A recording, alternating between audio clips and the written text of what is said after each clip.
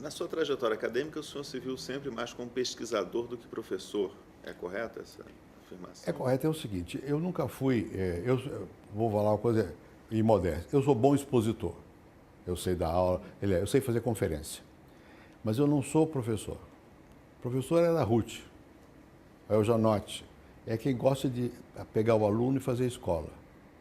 Eu nunca fiz isso, eu nunca tive paciência de pegar o aluno, cultivar o aluno, não era meu estilo. Eu gosto de dar aula e cair fora. Né? Fazer uma conferência, isso eu gosto, eu faço com facilidade. Mas eu sempre fui muito mais interessado em fazer pesquisa mesmo. E eu sempre disse, olha aqui, o problema do aluno é que quando você vai fazer coisa inovadora, eles não gostam. Ninguém gosta de inovação. O pessoal gosta de ouvir o que já sabe. Né? E puxa você para baixo. Ele fica o tempo todo te criticando, porque você está tentando abrir um caminho novo. Ninguém quer negócio de caminho novo. Isso é uma conversa. Isso é para alguns que têm essa mania. A maioria quer saber o que já sabe. Né? Então, quem tem essa atitude não pode ser bom professor, né? No sentido de formação de quadros, de pessoas e tal. Florestan era professor. Mal, do ponto de vista expositor. Mal conferencista, digamos. Mas bom no sentido de fazer escola. Eu acho que eu sou bom para falar, mas sou mal para fazer escola. Uma outra oposição que, bom, todos os alunos de ciências sociais até hoje, uma passagem obrigatória é ler Ciência e Política do Weber, duas vocações, né? Quer dizer, só passagem da ciência para a política à luz dessa experiência, formação como sociólogo da prática. Como é que o senhor veria isso hoje depois? Um cientista social que se torna um político. Você falou bem, se torna. Porque não há nenhuma ligação entre ser cientista social e ser político. Política é outra coisa, depende de outras qualidades, né? Que eu aprendi desde casa, né? E que eu exerci a vida inteira, não só como fui político. Eu fui líder da maioria do conselho universitário quando era muito jovem. Eu tinha uma influência enorme na universidade, por isso fui posto para fora. E eu não tinha nem 30 anos, né?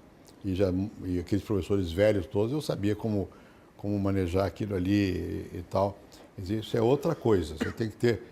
O que te ajuda o ser cientista social? Provavelmente ser político não ajuda nada para a ciência. Mas o reverso, sim. Você, como cientista social, pelo menos no meu caso, que de campo, você aprende a ouvir. Né? O pessoal dizia sempre, como é que... Não, os inimigos sempre. Como é que vai ser professor? Não vai ter voto. Fala complicado. Fala melhor francês que português. Tudo mentira. Eu não falo complicado, eu sei mal línguas estrangeiras, eu sempre tive muito voto. Né? E eu sempre tive facilidade de falar com as pessoas, por causa da pesquisa. Você é treinado em falar com os outros, né? Em ouvir, não é falar.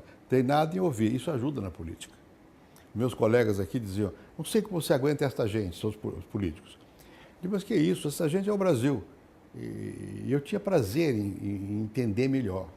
Eu sei que o jeito é bandido, né? Mas daí, eu quero entender como é que ele é, o que ele representa, qual é a teia dele.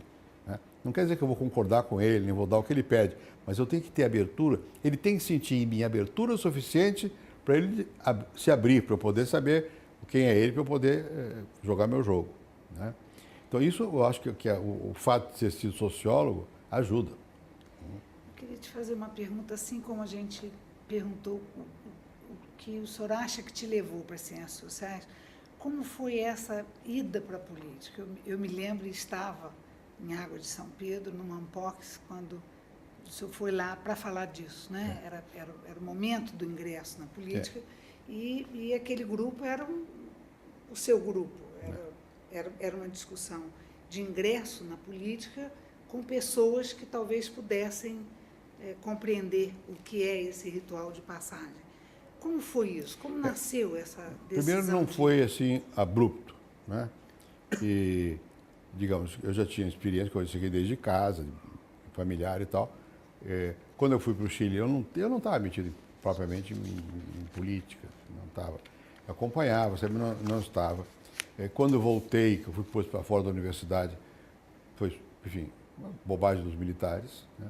Que me beneficiou, né? Muito, né? Das duas vezes, que me obrigou a sair do meu cantinho e entrar por águas mais revoltas. E, bom, aí eu comecei a participar, foi na crítica, e foi nesses jornais, Opinião, não sei o que e tal. Eu participava na questão da sociedade civil, sobretudo contra a tortura, a igreja, não sei o quê, essa coisa toda. Até que o Ulisses Guimarães foi me buscar lá no SEBRAP para eu ajudar, porque ele tinha lido as coisas que eu escrevi, ele ou alguém, no jornal Opinião, e eu tinha dito isso que você está dizendo aí. Chegou um momento, porque naquela época, como é que estava a intelectualidade? Torcendo pela luta armada, com medo e não fazendo nada. Né? Bom, eu nunca acreditei na tal de luta armada, né? Então vai dar certo esse negócio. E eu acho que tem que buscar um caminho de acabar com o regime autoritário que passe pela instituição. Então, acho que nós devemos ajudar o MDB. Bom, embora eu não fosse do MDB. Naquele tempo era nojo. O MDB era o partido do sim, o outro era do sim, senhor. E o pessoal não fazia nada, eram revolucionários, cada um em sua casa.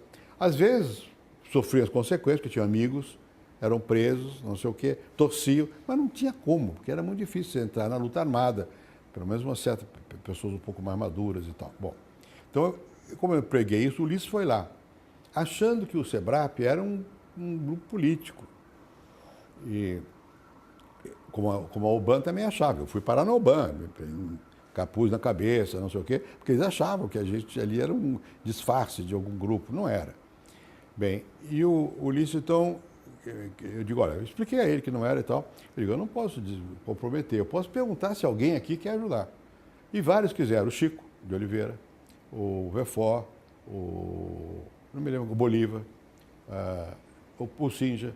Então, nós começamos a preparar um programa para a campanha eleitoral de 74 do MDB. Saiu um livrinho vermelho, que foi a matriz dos programas dos partidos políticos em geral no Brasil. Porque entrou a questão da mulher, a questão do negro, do índio, do sindicato, da igualdade, não sei o quê, um programa social-democrático. E nós fomos, com muito medo, falar com os caciques do PMDB da época, que era na casa acho que foi do Amaral Peixoto. Era o Tancredo, o Amaral, o Montoro, o Nelson Carneiro, o Ulisses nos levou lá. Nós dissemos, bom, vão recusar. Mas político nem lê o que está sendo, é gente nova, e vamos pegar esse pessoal para nós. Então acharam ótimo, para nossa surpresa, acharam ótimo. E foi usado como manual de campanha. E as eleições foram muito boas. Ganhamos as eleições. Nós treinamos o Quércia, Bolívar, eu, porque o Quércia, como é que ele ia falar? Ele não falou, porque a televisão acabou não tendo, né? Bom, ninguém sabia quem era Quércia, era prefeito de Campinas, ganhou a eleição, senador e tal. Então, foi por aí. Depois, mais tarde, quando foi a eleição de senador em 78, outra vez o Ulisses queria que eu entrasse. Por quê? Porque nós tínhamos feito muita agitação já nessa época, com a SBPC, com o negócio da igreja, escrevíamos artigos. O pessoal dizia que eu tinha as costas quentes. Meu pai já tinha morrido e meu pai era contra o golpe. Não tinha nada de costas quentes. É que eu tinha outra coisa. Eu tinha ligações com o mundo intelectual, internacional, tinha um certo prestígio, não muito, mas tinha um certo prestígio que protegia um pouco. Mas eu leio o que eu escrevi nos anos 70, 71, eu mesmo Torreira, é impressionante, eu digo tudo o que eu pensava, abertamente, falava até de tortura em conferência, não sei o quê. Então isso dava uma certa coisa. E o Ulisses diz, olha, queria que eu fosse candidato ao Senado para atrair jovens e intelectuais e artistas para a vida partidária. Esse era o objetivo. Não era para eu ser candidato para valer, porque eu não podia. Eu tinha sido punido pelo AI-5, portanto eu estava impedido de ser candidato. Isso foi o que eu usei para convencer a Ruth, que não queria também, que eu podia ser candidato, porque não havia risco, eu ia ser cassado. E de fato fui cassado da primeira e na segunda instância.